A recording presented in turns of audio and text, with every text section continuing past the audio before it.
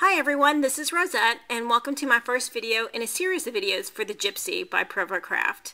The Gypsy is a handheld design studio for your Cricut machines, and you can use it with any of the Cricut machines, whether it be the Baby Bug, the Cricut Express, or the Cricut Create. Everything I'm going to do, I will do on the Gypsy Wanderings or Gypsy font, since those are preloaded on the Gypsy, so everyone should have at least those two cartridges. Okay, let's get started. We're going to go ahead and hit our little Cricut icon, and we're going to create a new project, and we're going to use our 12 by 12 mat.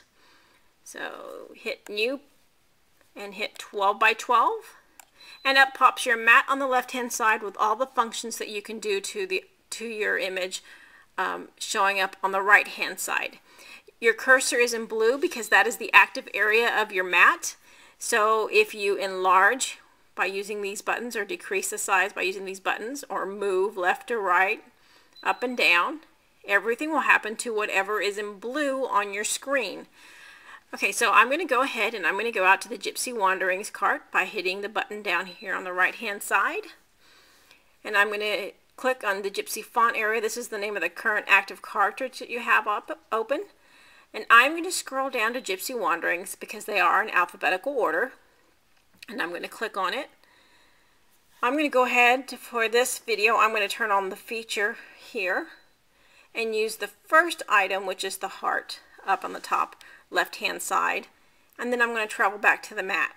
Now you'll notice that the heart has come over at the same height that my cursor was prior to me going out to my cartridge. And you'll see a gray box around it. What that means is that is the active item on my screen, and anything I do to it on the right hand side will manipulate what's on the left hand side on the mat. If you notice, if you tap off, your heart will become black, which means it's no longer active, so that anything that you do does not affect the heart but affects the blue cursor. Alright, so let's go on back to our cartridge, and this time we're going to pick up the shoe, which is the third column from the last, fourth icon down. Click on it, click back to your mat, and you notice that now you're back at your mat at the exact spot that your cursor was, and now your shoe is in blue, and now anything that you do will happen to your shoe. Alright, so I'm going to drag my shoe next to my heart so you can compare the two.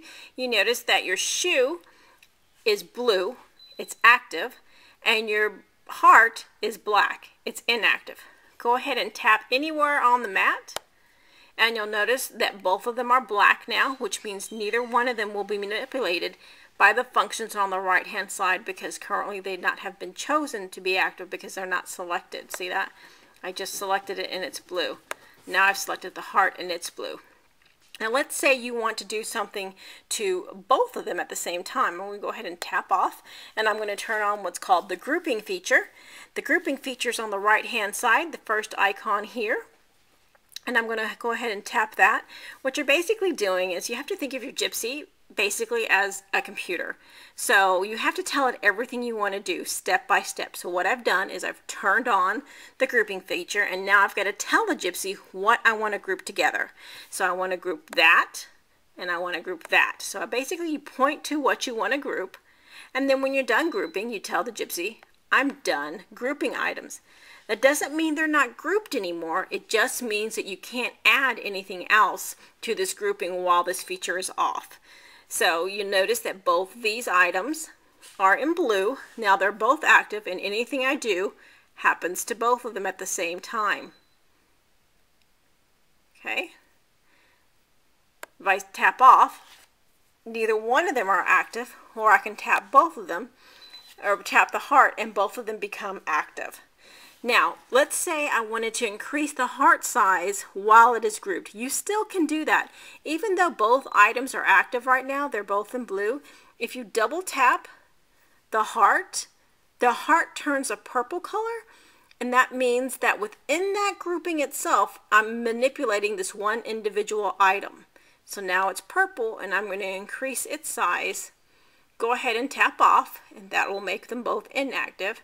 And then I'm going to tap on them again and make them both active. Remember, tap off, they're inactive. Tap on, they're both active.